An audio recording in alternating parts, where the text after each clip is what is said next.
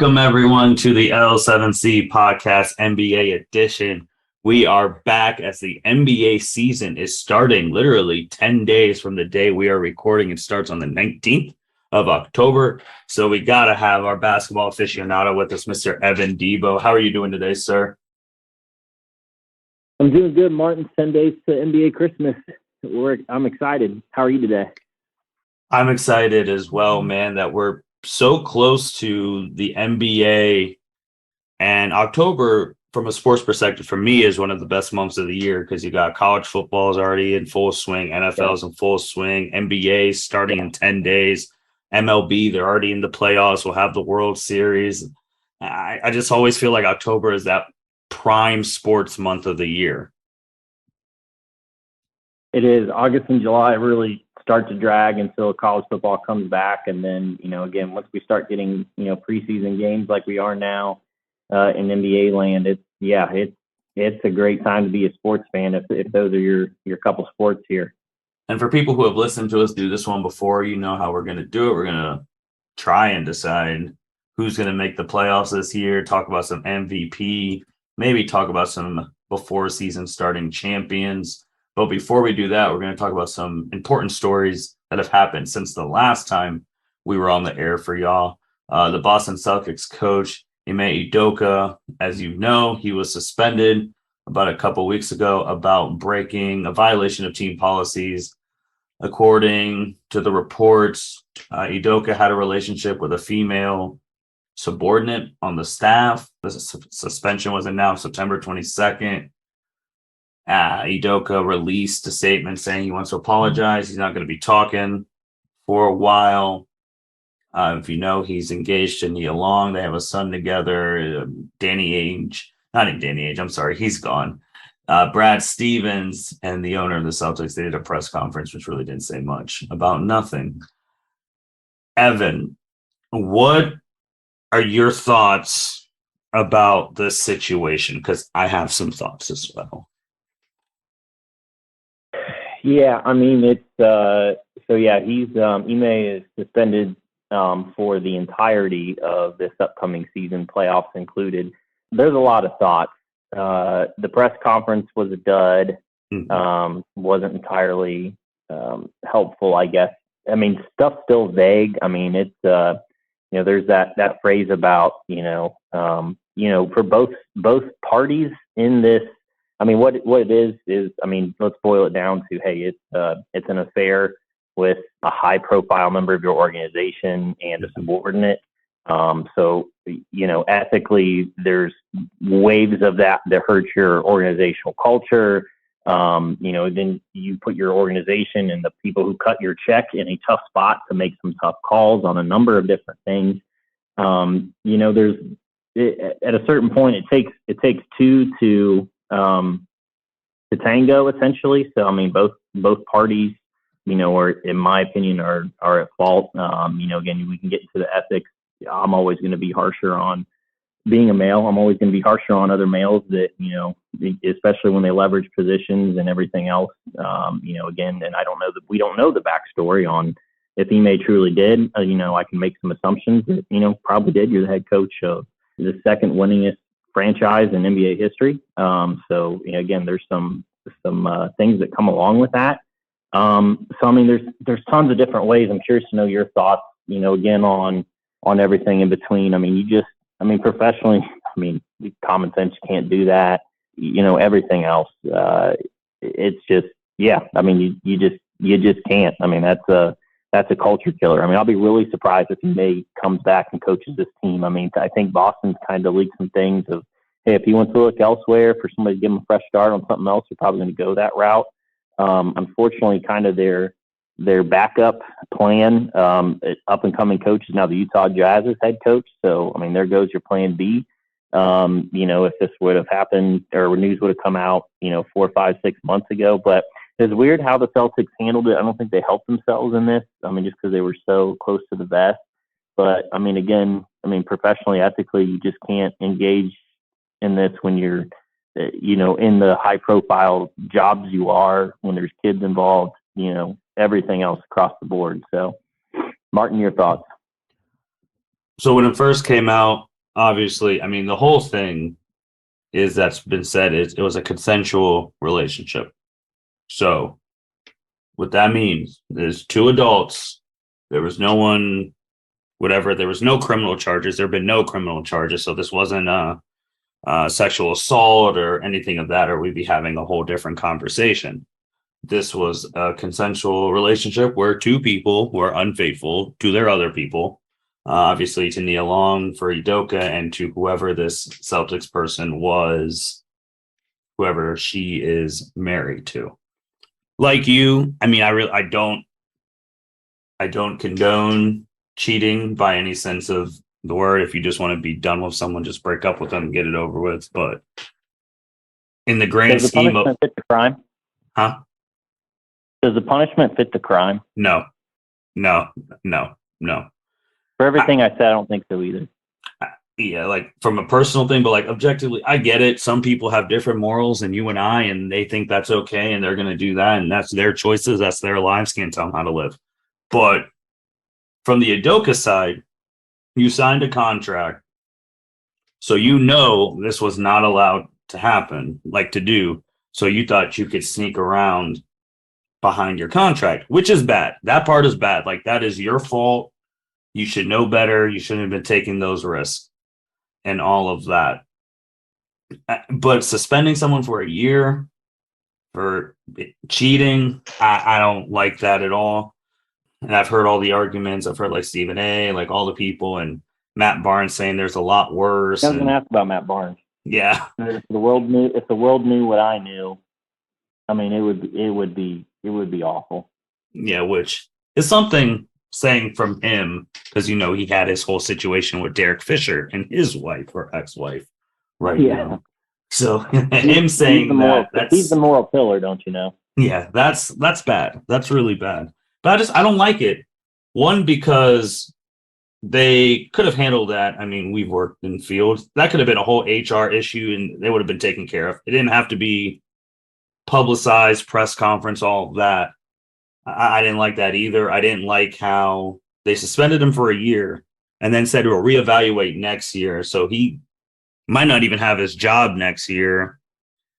And like you said, other teams inquiring about him, and then they'll just leak some other stuff out. And I mean, I also don't like how I guess he's the head coach, so it's super publicized, but I still don't agree with that. Like you said, there's two to tango, and no one knows who that woman is. Like, there's nothing from the Boston camp saying if she's taking responsibility, if that's in like their code of conduct as well. Is that only a player coach thing? Or is that if you're employed with Boston thing? Because then she should be in trouble as well. Yeah, I've got to put, I don't think the punishment fits the crime with details we know. If there's other details, I think we could rationally get to, I could kind of see where they came with, a full season kind of thing. So I'm left to assume a couple things here. So I think in a vacuum, I think the Boston Celtics are smart enough to know that in a vacuum, hey, if there is a consensual affair between two staff members that happened outside of team facilities, not using team funds to facilitate, not, you name it, like were there bribes involved to keep people quiet, those kinds across the board, that if it's in a vacuum and on their own time they're doing X, Y, and Z, then the punishment does not fit the crime. But since we know the punishment and we don't necessarily know the full extent of the crime, I'm left to assume that some of these relations likely happened utilizing team funds, utilizing team-owned vehicles or facilities, and there's many different layers and tiers to this. So again, that's all just assumptions on my part. Again, I'd like to assume that the entire legal weight that the best money can buy from the Boston Celtics perspective has gone into this and interviewed hundreds and hundreds of people and you name it across the board to paint a picture of what happened. That I would assume that if some of the things I just were projecting were not true, we would not see a year suspension. Yeah, so their thing, a year. But I also don't like when you watch that press conference, they're like, how'd you get to a year? And I forget the guy who was the head honcho of Boston. He's like, oh, it was just a gut feeling. So there's nothing written in place how to deal with these things. Yeah, there's no handbook for dumb, and that's what this is. Because like I can get if it's like, oh, if this happens for the first time, you're suspended from whatever your position is without like if it's written clearly there. But him to just be like, oh, I just picked a year, so you could have picked anything you wanted, but there's nothing in place for that. But I just what he did was wrong in terms of it's in your contract, so you shouldn't be doing it. But like it takes two, and that's where I guess I'm truly stuck at. Like he's the only one getting. For the Celtics, they've got a lot. They've got a lot to figure out. They're still going to put a really good team on the court, a team that just went to the NBA Finals, and this wasn't on their radar, and this wasn't on the fans' radar for May. And again, from our armchair position, we're fans, we're podcasters who dissect the NBA moves and everything else, and we're not in the throes of running a basketball team. But yeah, I mean, there's still a lot of questions to this. But again, on paper, can the folks drawing up the X's and O's now and making the playing time decisions and everything else put the Celtics in a position to get back, to the NBA Finals and ultimately win a championship? We'll get into that in a little bit. Martin, let's shift gears. So again, it wouldn't be the NBA without drama in the off season. Let's go probably to the next largest storyline that happened in the last 3 months. So let's go to an altercation that happened in a Warriors practice in the last 7 to 10 days.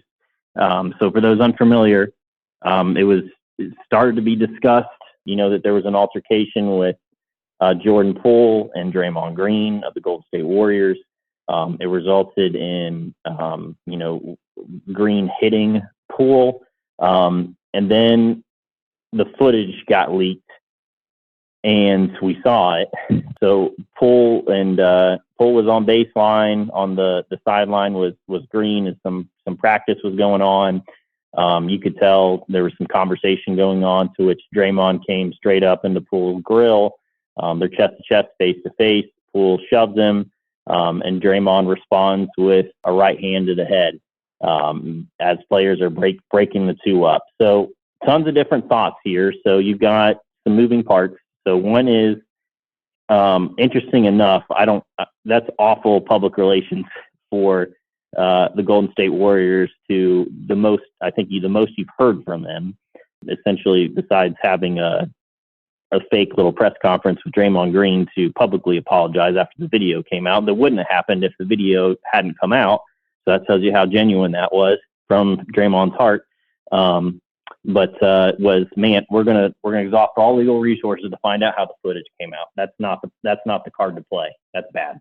So you have this going on. You have other players chiming in from across the league, and we assume this is the case too, right? That these things happen in practice from time to time, where there's some heated exchanges and some jarring between teammates. And I know Damian Lillard came out and said, "Hey, that stuff usually we keep in house." I think there's a perspective of this too. Is does Draymond even really? As much as, I'm not a big fan of how he carries himself on the court and, with his podcast and how vocal he is and everything else, that, again, if he's apologized to Poole, they're good. And he's apologized to his team, what more is there to do, publicly? Again, I think that whole thing was just a manufactured manifestation of, you got to check a box and say you apologize and you're going to step away from the team for a little bit and, be vague, which is going to equate to him missing some preseason. Martin, what are your thoughts, man? This is all over the place, but it's been dominating NBA storylines for the last week. So one of the things you said, which I am hugely, hugely against, is after the fact, when something happens or gets leaked, you apologize. I'm one of those people where, especially with this media thing, if you the footage you got out. Yeah. Regards, Draymond. Yeah. So, like, if that doesn't get out, there's no public apology. There's none of this stuff. So that's one thing. And then the Warriors showing we need to figure out who's a mole in our organization, selling it for $2 million to TMZ, by the way. Allegedly. Yeah, allegedly. So that's their primary focus. But watching that whole situation, that I wasn't a fan of Draymond stuff. I really wasn't. he got in Poole's face. Poole told him to get away, and then he basically sucker punched him because the rules of escalation. No one thought it was going to get to that point where you're physically punching someone. So that's all Draymond's fault. For a guy who talks the way he trash talks and all the games and all that, to just sucker punch his own teammate, not a fan of that. But like you said, he's already apologized. Damian Lillard's comment specifically on this? I didn't see Lillard's. I've seen like Isaiah Thomas's. I've seen Shannon Sharp's. Like I think Dame really kind of put things in perspective to an extent. Like he probably wanted to say some things like this. Steve Kerr tried to come out and, he's in a tough spot because, again, this team is as prolific as it is historically, and he's got to keep the gang together and play both sides. And, I've probably seen 20-some fights like this in my career, altercations or whatever you want to call it. But Dame kind of talked about, the unspoken. He said too that these things happen. Again, it's like, you keep it in house and yada, yada, yada. But, he said too, having watched the video, that there's some unspoken, like tacit agreements that you enter into with your verbal and nonverbal communication, right? So if you're jarring at somebody, they expect to be jarred back. If you escalate and walk towards somebody, expect a reaction back.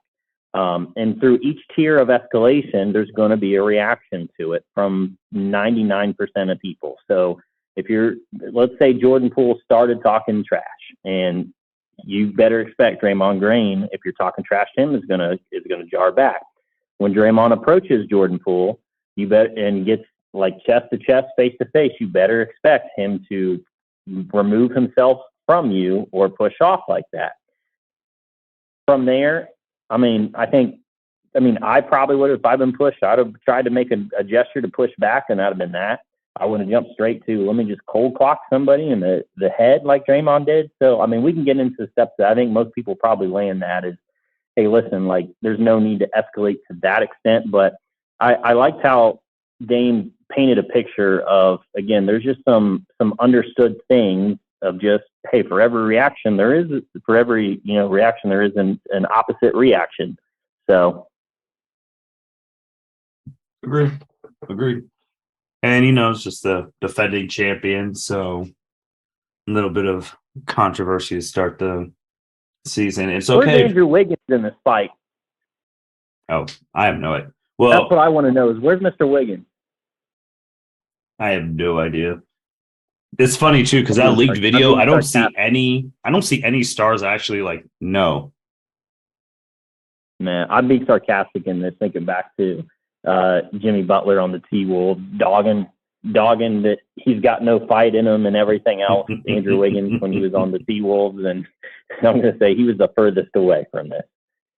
But that's in jest. But what's not in jest is some very serious debate, Martin, on our NBA projections for the year. So famously, in the last couple of years, we have gone to the casino.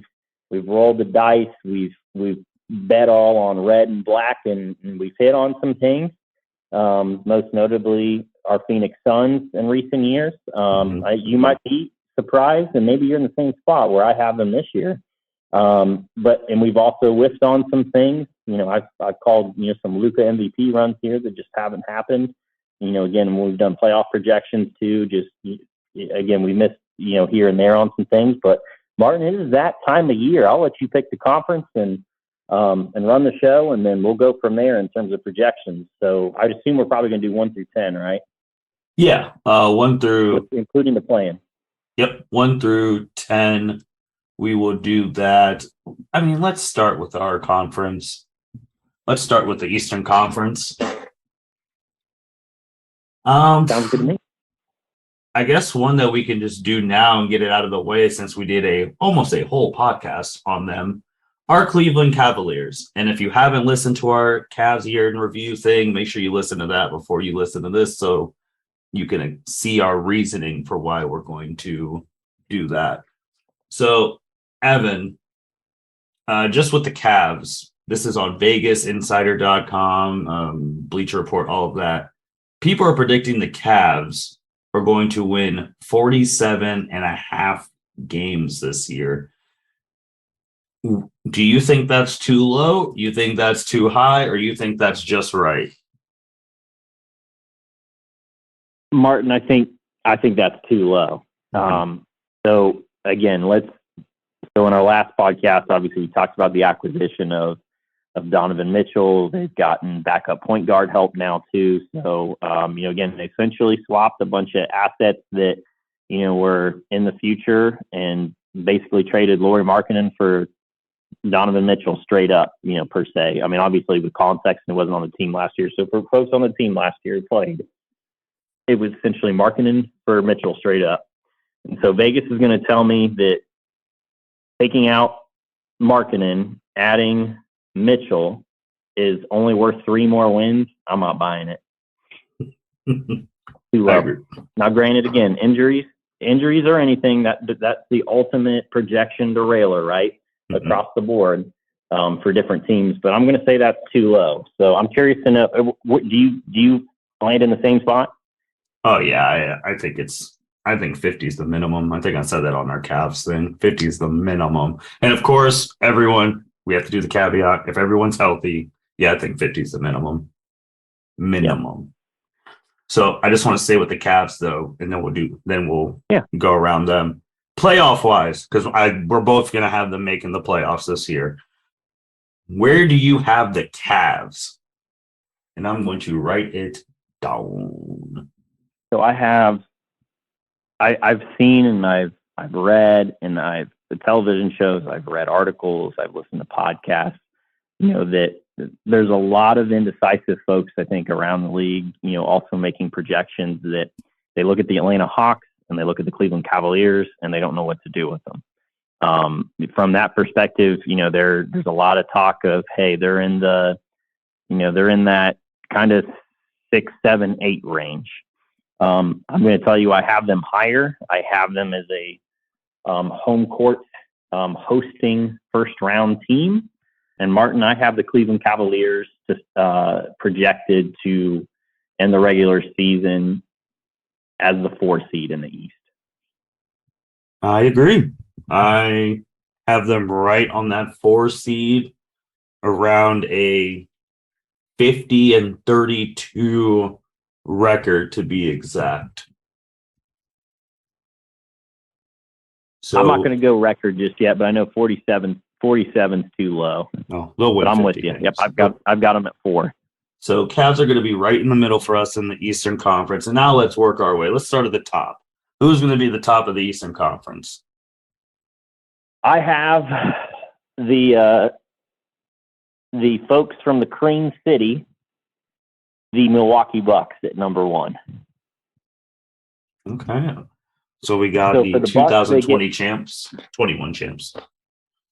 Yeah, so I had projected them. Yeah, I'd projected them before the Middleton injury to win the title last year. Obviously, that derailed a lot of things. So, the Bucks will get him back at some point.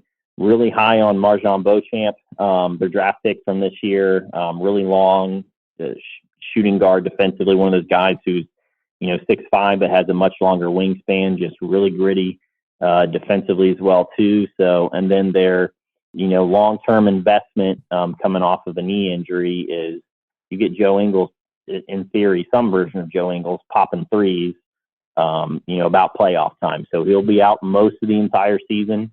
You get Serge Ibaka back, who's played a little bit more in preseason too. So, I mean, I know he really wasn't much of anything last year due to injuries. Again, I really like, what I've seen out of Lindell Wigginton, Grayson Allen, Javon Carter. But again, you add Marjon Beauchamp, and you get Chris Middleton back, and you've got Joe Ingles coming at the end of the regular season, plus Giannis in his prime. So I've got them and their length at number 1. Question: do you think they would have went to the finals if they would have had Chris Middleton? That's tough. I think they would have, and if they were the team playing Golden State, I think they beat them. Okay. I do remember we said that whoever won that Boston-Milwaukee thing was going to the finals. Yep. Yeah. I don't have any disagreements with the Bucks. at one for all the things you just said, just from a sports talk thing. I think they're going to really want it because they're going to have that thought like, hey, if we were fully healthy, we would have won the game. But I mean, would have won the series. So that's one of those things where I think they're going to be coming out all firing on all cylinders. And Giannis in the regular season is just utterly ridiculous. So he himself is what. Mm-hmm. You're about to tell me you have the Boston Celtics one, don't you? No, I'm going to take the Bucks. I am taking the Bucks. Okay. Our number twos might be different though, but I'm taking the Bucks. Who do you got number two? I'm going to drink the Kool-Aid, and since there's no COVID restrictions right now, I'm going to take the Brooklyn Nets. You're going to take the Brooklyn Nets? I'm going to do it. I've got them 6. Well, here is where I'm going to do. Kevin Durant, one of the, definitely top 2 best players in the world right now. And that's a prove-it team. Kyrie, Benjamin, who I can't even say he's going to play. He played a game. I know. We got to see him play. But I just feel like the talent is a lot. They do have a lot of talent. But I'm going to take the Kool-Aid and say that the Nets will be a 2 seed. And this is in my perfect world of no drama. Everyone's healthy. Who do you have it to? So I've got the defending Eastern Conference champs, the Boston Celtics, at number 2. So jumping down, so I've identified 1, 2, 4, and 6 now. So with the Nets, I don't disagree with the talent there. When Steph Curry comes back and is healthy, I think, again, Ben Simmons is a perennial all-world defender, period, the end. I mean, again, what we talk about PJ Tuckers of the world and everything else, I mean, he is elite. And to another ball handler, you name it. So, I mean, I did watch his first preseason game, attacking the basket. He's still not, shooting, with his correct hand, in my opinion, all those types of things. But I see the Nets more as a 6 seed. Again, I think they know at the age that Kyrie and Kevin Durant are, for everything they are, I just generally question whether they have it every night when they have it that back-to-back in your Orlando and Miami, where you're on the West Coast swing and you've got 4 games in 6 nights kind of thing on the road, that they're going to have that they're not going to do rest. One of them's not going to rest versus the other and everything else. And ultimately, I think, the Nets know, again, these are projections for where we think they'll land before the playoffs. I think the Nets know when money time is. I mean, we saw some Cavs teams perfectly content to be the 3, 4, 5 seed because they had LeBron and they knew it. So they knew, hey, we'll flip the switch and we'll turn it on. And we saw that year in and year out. It didn't matter who was the number 1 seed per se, because we had LeBron James on our team from the Cavs. And I that's the perspective I see more, and that's the framework more I see the Nets operating in as a 6 seed. Okay. Who do you have as your 3rd seed? I have the top 3 MVP candidates. Oh, already giving a spoiler. Okay. And the beard at number 3 in the Philadelphia 76ers, who are doing everything they can to reassemble the Houston Rockets plus Embiid. They've signed Eddie House. They gave way too much money to an old PJ Tucker that's really kind of a $30 million over 3 years, really just to play him this season, because, I mean, he's going to be eclipsing 40 by the end of this deal. Who knows where he'll be or what he'll be by then. But in 2, I mean, again, like, I think if we look at up-and-coming folks across the league that don't get their due, this is a year for Tyrese Maxey that everybody's going to be, that you're going to think of Tyrese Maxey in the same regard. I think we've seen flashes of it. But you're going to think of Tyrese Maxey in the same way you look at a Michael Porter Jr. You're going to look at, a Jordan Poole, some of those rounds. The guy can just flat out get buckets. Now, he's not worth a darn on the defensive end of the court, but this is going to be arguably a 20-point per game scorer that can carry the load, for Harden on the scoring side, that, we'll see Harden consistently play make and everything else and put up shops, but he doesn't need to go out and attempt to be what he once was, even though we know Harden doesn't have that in him anymore. in my opinion. But, between Tyrese Maxey, between some of those acquisitions, I've got the Philadelphia 76ers at 3. I got, Eastern Conference champs. I got Boston Celtics at 3. I just feel like they'll take a little setback. Well, I don't even know if I'm going to call it a setback, because last year there was a point where we thought they were dead, and then they went to the finals. So Boston, you never know. But right now, I'm going to say they're going to be the 3rd seed. So I think we both landed on Cavs at 4, correct? Yep. All right, Martin, this will be an interesting one. So you know where my 6 is. Why don't you go ahead and list your 5 and 6, and I'll give you 5. Okay. My number 5 team, I am taking the Sixers. And then my number 6 team, I'm taking the Heat. Okay. So why those 2 in that order? The Sixers won. Man, if people listen to this podcast, I'm not really the greatest fan of James Harden, especially during the playoffs. And he hasn't shown me anything in the playoffs, even though now he said he's lost 100 pounds. But we'll see how that goes. I just don't believe in them when it comes to playoff basketball. I don't believe in their coach when it comes to the playoffs of recent memory of Doc Rivers. So I just don't believe that they're going to be able to get it done. The Heat at 6, I just feel like with the Nets fully healthy, Boston going to start hot, the Cavs being better, Sixers, I just feel like I had to slide them down, but I just didn't want to disrespect them because this is a team that's been in Eastern Conference Finals and NBA Finals the past 3 years. So that's how I landed them for me. So I have the Nets at 6, and I have the Miami Heat at 5. So again, I mean, we've seen Jimmy Butler go on some runs. Duncan Robinson had an incredible night last night, efficiency-wise, that could be a bounce back here. They just gave Tyler Hero the bag. Again, they're still trying to see what they have in post-major injury Victor Oladipo 2 seasons out. There's a lot of pieces there, too. This has been perennially a team that's been a top 3 teams the last couple of years that I think we both see slide in a couple spots than, where normally they would be. So, Martin, those are our 6 teams that are guaranteed not playing teams. So the first thing that stands out to me is neither of us have the darlings of NBA Internet, the Toronto Raptors, in our top 6. So I think, again, most projections I've seen, everybody wants to anoint them the crown. And, again, I think they've obviously got some proven vets in Siakam and Freddie VanVleet. And, again, we were both a little missed about the Rookie of the Year voting last year. But obviously Scotty Barnes is a proven talent. They acquire Otto Porter Jr. Martin, where do you have the Toronto Raptors? 06. I have the Toronto Raptors at 8. I do too. I think the East is that competitive.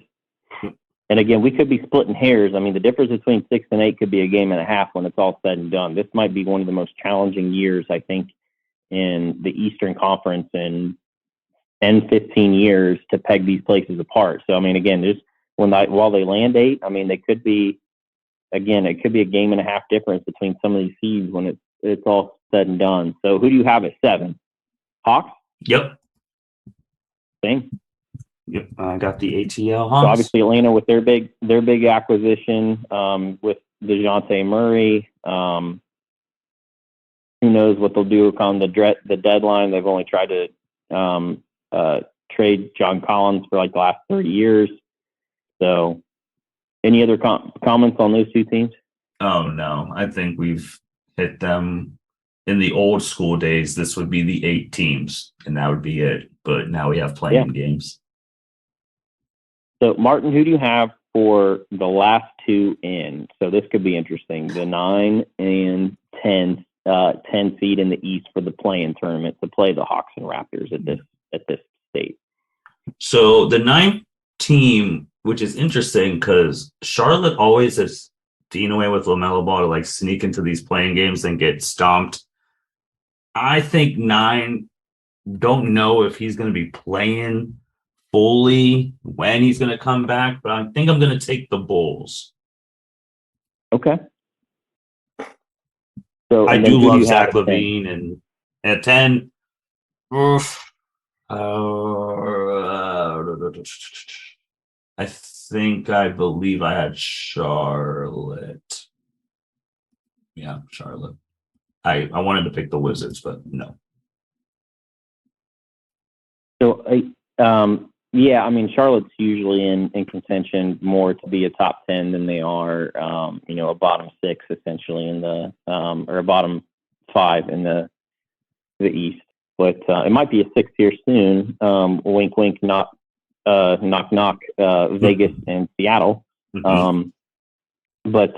So I've got at number 9, I have the team that plays in one of my favorite on TV arenas to watch and listen in the world. You know where I'm going. I have the New York Knicks.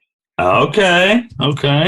So I have the New York. Yep, I have the New York Knicks with newly acquired Jalen Brunson alongside R.J. Barrett and crew.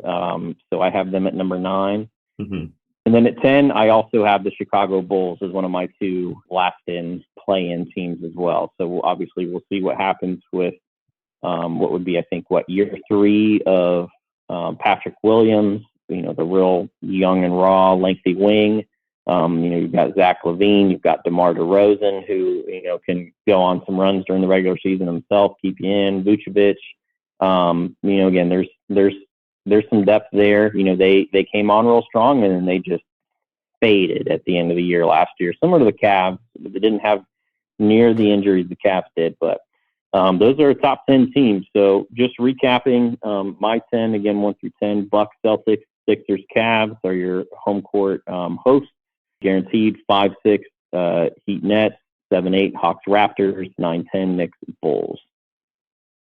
Yeah, and I had Bucks 1, Nets 2, Celtics 3, Cavs 4, Sixers 5, Heat 6, Hawks, Raptors, Bulls, and Charlotte. So the only difference that we had was teams is New York and Charlotte.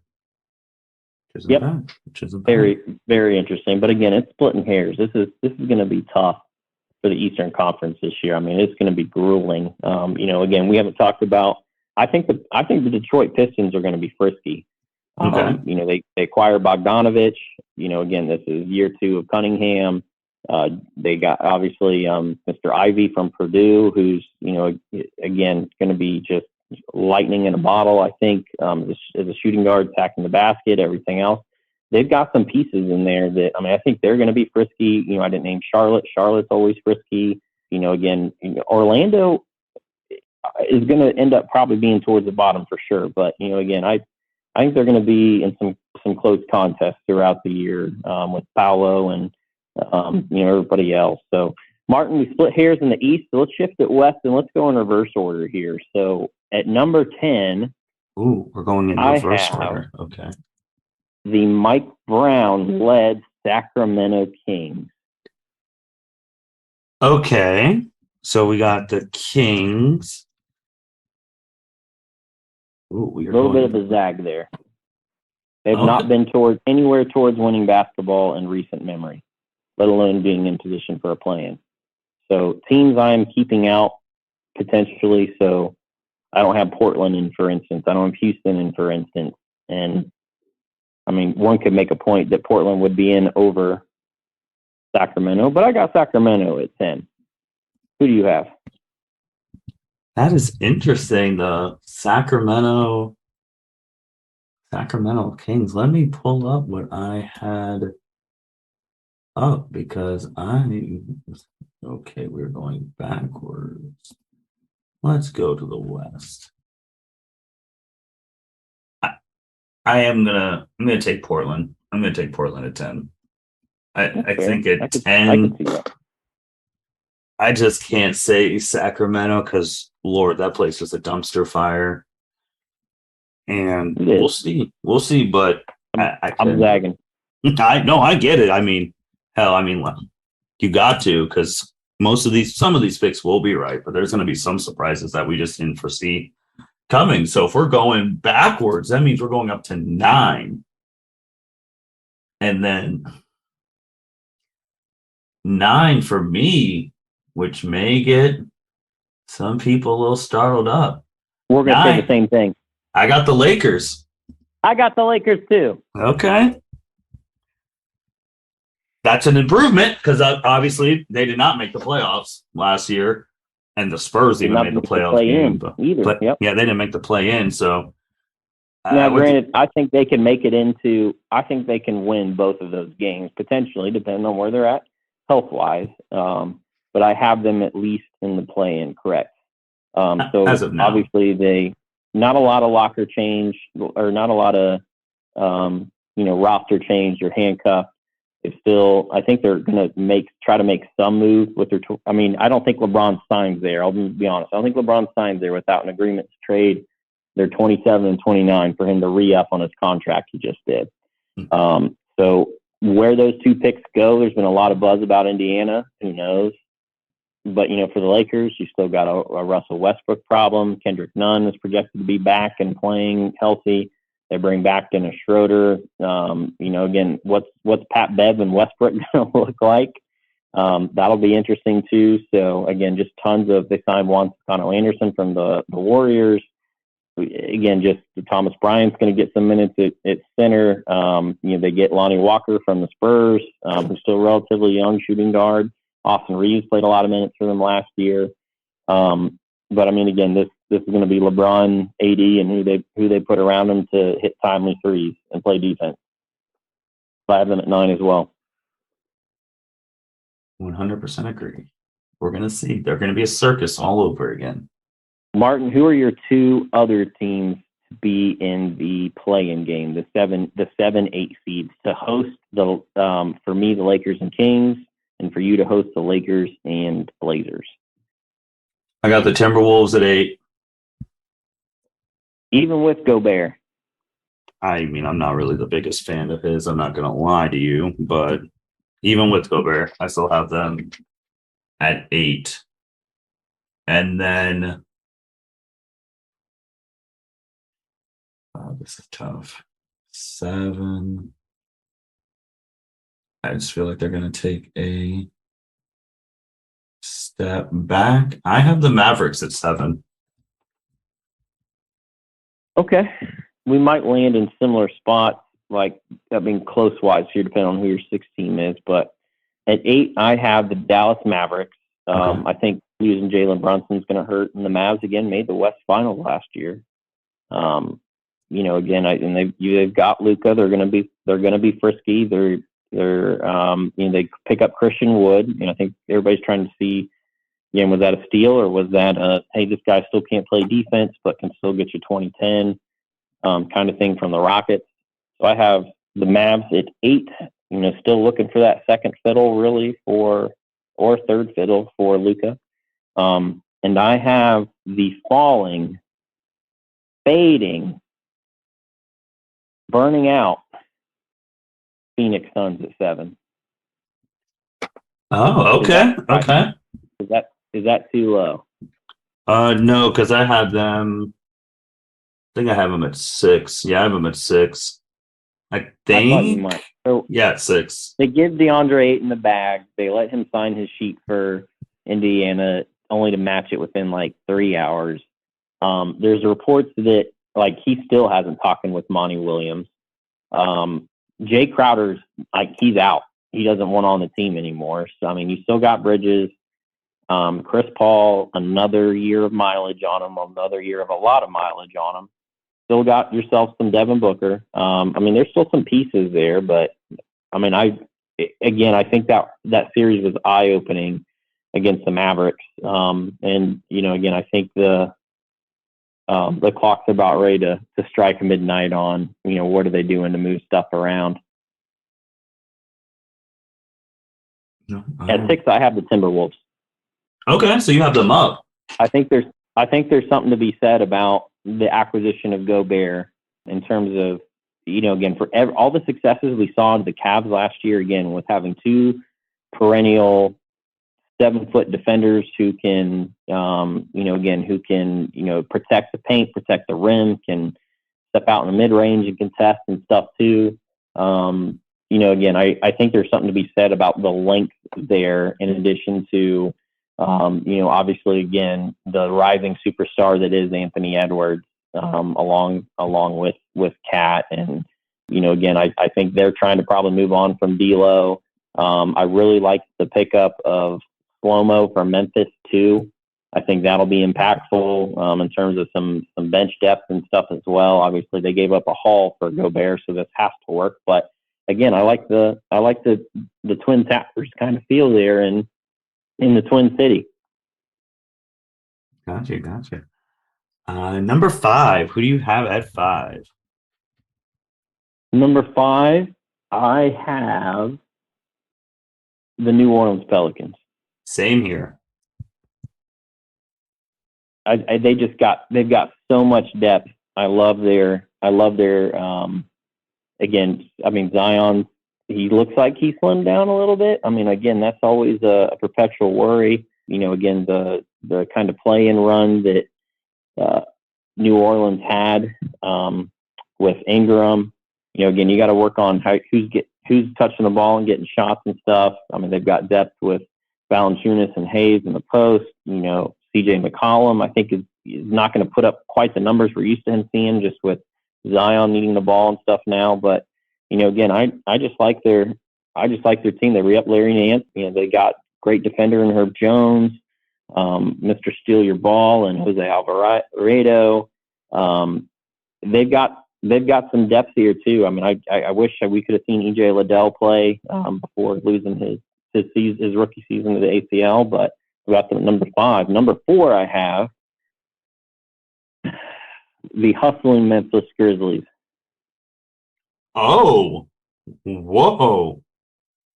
So our number 2 seed from last year. I think they're gonna really hurt from not having Anthony Melton anymore, who's now also, I forgot to mention, is on the Sixers now.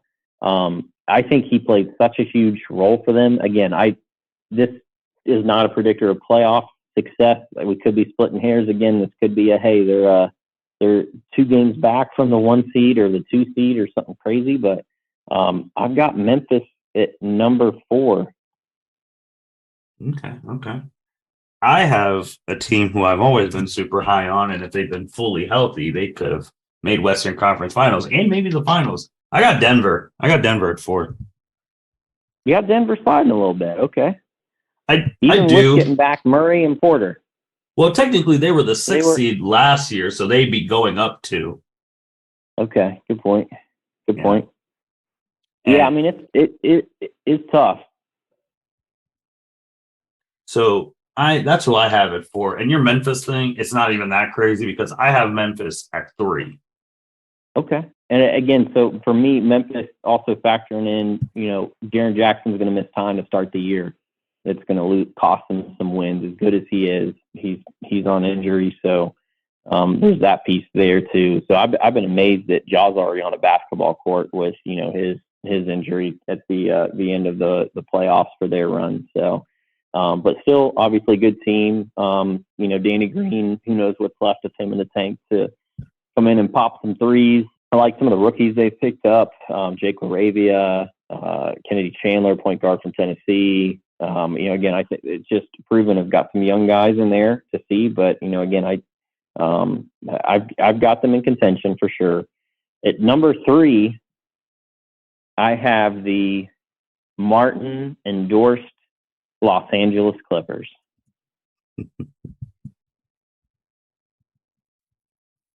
With the return of Paul George and Kawhi Leonard, and the return from 2 years off of basketball, essentially, of Mr. John Wall.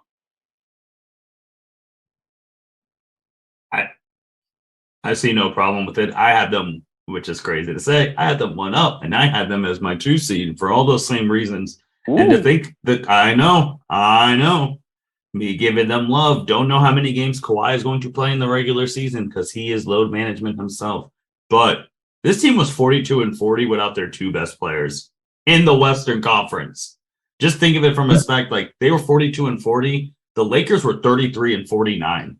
And they still, LeBron played most of the games. Russell Westbrook's there. Like, the Clippers had no disrespect to Reggie Jackson, but. No, you're exactly right.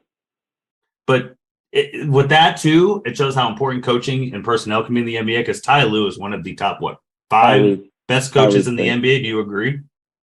Yeah, absolutely. So 42 and 40 I don't in know the if he's West. the Bill Belichick of basketball, but he is great. So 42 and 40 in the West without your two best players. And now you get them back. And you are going to see what John Wall potentially is going to do. And also shout out to John Wall talking about mental health and all of that's always important. But I've been hard on all three of those guys, my basketball loving life. So I got them at the 2. So I assume your number 1 would be the defending champs, then, correct? By process elimination. Yep, you're number 1 until you're knocked off and proven otherwise. I like it. Yeah, I mean, for me, so my number 1 is also the Warriors. Same concept again, is come and take it. And my number 2, I have making the rise from 6 last year to 2 is the Denver Nuggets. Again, with the aforementioned return of Michael Porter Jr., with the return of Jamal Murray, they pick up Kentavious Caldwell-Pope. I really like what we've seen out of Bones Highland, their rookie from last year. Again, so they've got to stay healthy. I mean, that's the big thing too. But I mean, you still got Will Barton, Will Barton, Aaron Gordon. I believe they still have Monte Morris. I don't think they traded him to. Why am I thinking they traded him to Washington? Oh, I don't think they did. All right, on paper, the record will be he's still on Denver, and then of course the Joker. Jeff Green's corpse still around because he ultimately keep getting them checks guy. Jeff Green, love him. Bruce Brown, Ish Smith is your backup point guard. But I've got some number 2. So recapping the West for me, I've got Warriors, Nuggets, Clippers, Grizz as your 4 teams hosting playoff games. 5, 6 Pelicans, T-Wolves, and then your 7 through 10 Suns, Mavs, Lakers, Kings in the play-in. And I got Warriors 1, Clippers 2, Memphis 3, Denver 4, Pelicans 5, Suns 6, Mavericks 7, Timberwolves 8, Lakers 9. And our only differing team is the 10th seed. I just have Portland there. So that's the only difference. We have the same teams 1 through 9, just in different spots. Martin, let's talk most valuable player as we wrap things up. Sure.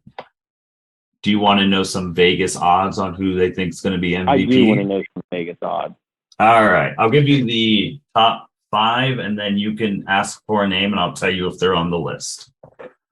So, number 1, Luka Doncic, plus 450. Number 2, Joel Embiid, plus 500 odds. Number 3, Giannis Antetokounmpo, plus 550. Number 4, KD, Kevin Durant, plus 1,000.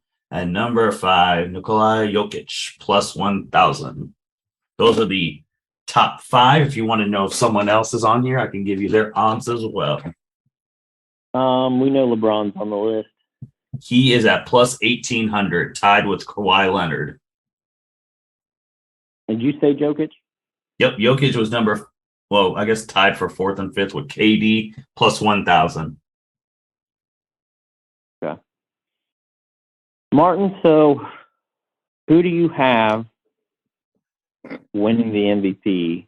And let's do 2. I wouldn't be surprised if 1, they're not. There'll be people on the list you just read that are in contention, but I would not be surprised if they ended up winning. So give me who you have as your MVP this year. And then who would you not be surprised wins it? 2 players. I am going to, I've picked Kevin like 2 times and it's failed me. I'm going to go Giannis, MVP. Like if I had to pick now, if I will not be surprised, and if when sports betting becomes legal where we live, not be surprised at plus 1,400 odds, John Morant. I like it. I'm going to land in a similar spot. So I had Giannis as well. Okay. This would be his third MVP, correct? Yeah, if he wins. Okay. So 2 other players I will have in the mix as well. I'll have the Joker again, the reigning 2-time MVP. And I will also have young Ja Morant. And I think it's important to note, like, it's always important, I think, to have on your list somebody who's never won it before for whatever reason.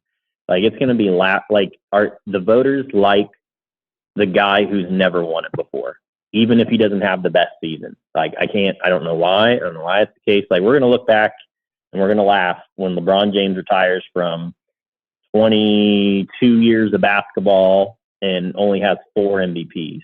Then we're going to say, hey, in 22 seasons of LeBron James, and right now through 19, he's only had maybe 1 season where he's,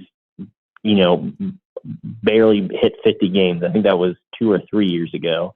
He played, I think, 64 last year, 65. That you're going to tell me in 19 seasons the man was only the 4th best. The man was only MVP 4 times. He was only the best player in the league 4 times. That's going to be a joke. And part of it's because of the process, I think, just in terms of who votes, how they vote. And again, just this itch to give it to somebody new. So again, that doesn't bode no well in the favor of Giannis. Again, Embiid's still looking for his first one if he can continue to stay healthy, those kinds of things. I mean, I think we were splitting hairs last year between him and Joker, but Joker had a better season last year than his first MVP season, so that made sense. But for that reason, I think Ja is very appropriate to have in there because the voters have shown, hey, we like to give it to people who haven't normally had it before. I'm also going to throw one more. Well, you did Jokic and Ja, so I will throw in one more person who also fits that. Then I get to throw in one more. That is fine. That's fine. Because Ja's never won it, obviously. We'll call it the in the mix bunch. The in the mix. Okay. And I can't believe I'm really doing this, but a person who hasn't won and could get all the buzz and storylines if he plays, Kawhi Leonard. I like that. You're right. I mean, again, if he's going to be as high as we've seen and everything else, yeah. I mean, I think he's absolutely up there. I mean, I think for the best case for Kawhi is, again, he's potentially Defensive Player of the Year too, or he's arguably that good. Numbers wise with George, versus the other ones who are the workhorses for their teams. Again, I don't think he has to go out and average 30 a night, which LeBron James very well could have to do again, which Joel Embiid very well could have to do again, those kinds of things. But if you've got again, when he's on, he's the best player on both sides of any wing in the league. Again, Giannis has a lot to say about that, but I mean, yeah, I like that pick, Martin. I'd say for me, I'm going to go with Wardell, Stephen Curry. Okay.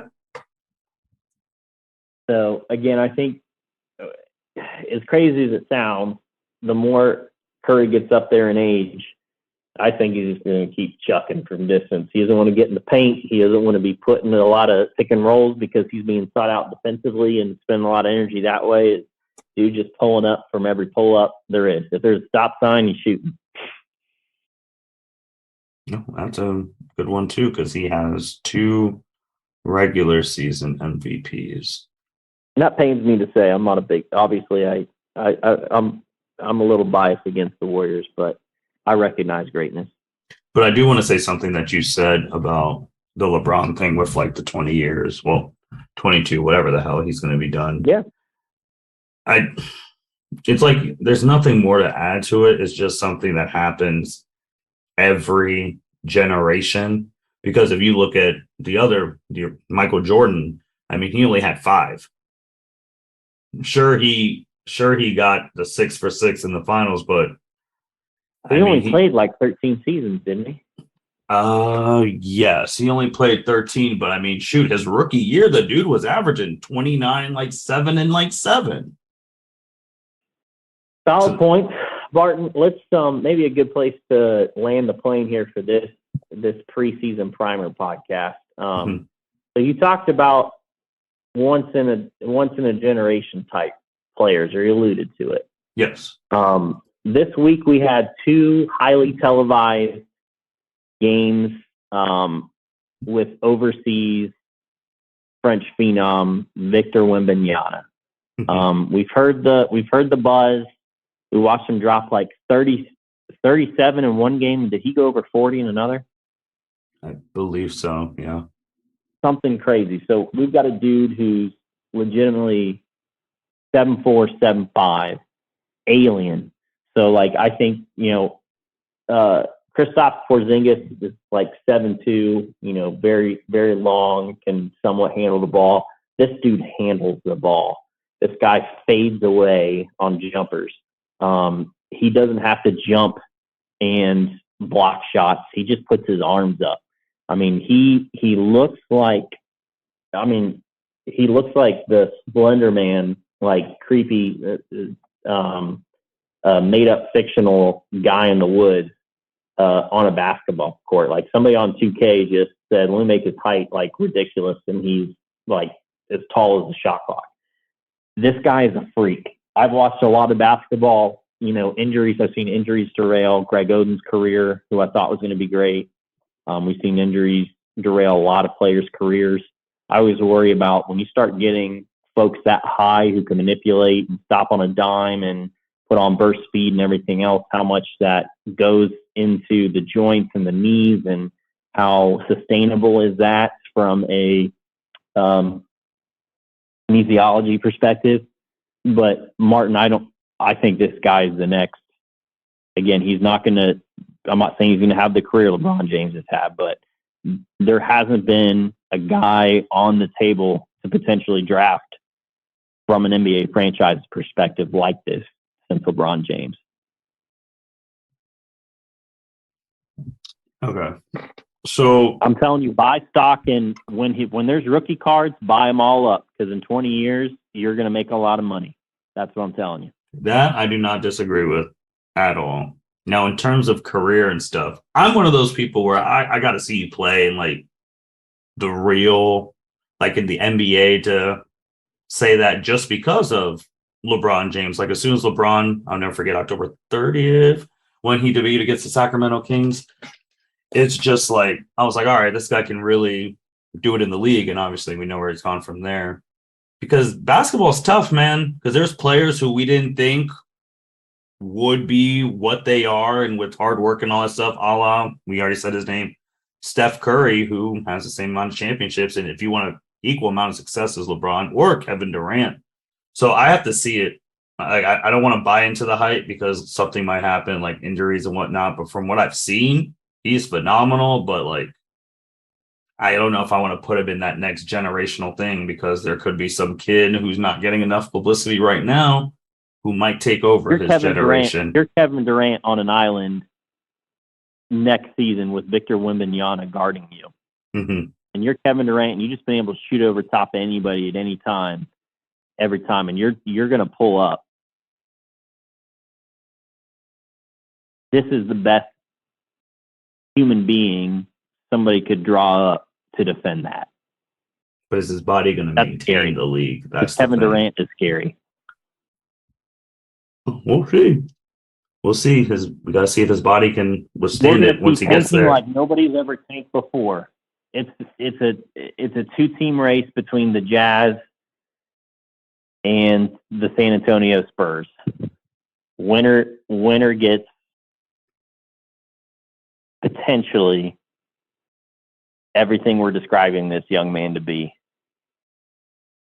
That's true. You're gonna have to see. Evan, anything else? No, we've poured a lot into this. I'm curious to see where we I'll use my second landing of the plane analogy of the podcast to say where the plane lands on some of our predictions. But no, I'm just excited.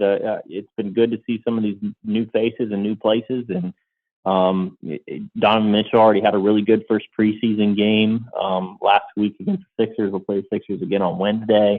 I'm excited to see the Cavs in more national spotlight games, and just see again where some of these things we haven't seen the Clippers as the Clippers normally are in recent years. Interested to see how the T-Wolves and Gobert go, and if we're right on the Lakers, or if the Hawks do surprise us with DeJounte Murray and There's going to be some wild spots. There's going to be January, February. We're going to see some teams probably in some weird spots where maybe they won't ultimately land, but, 1 seed, 2 seed for a couple months, and you're like, whoa, I didn't see this coming. And again, unfortunately, injuries are part of the game.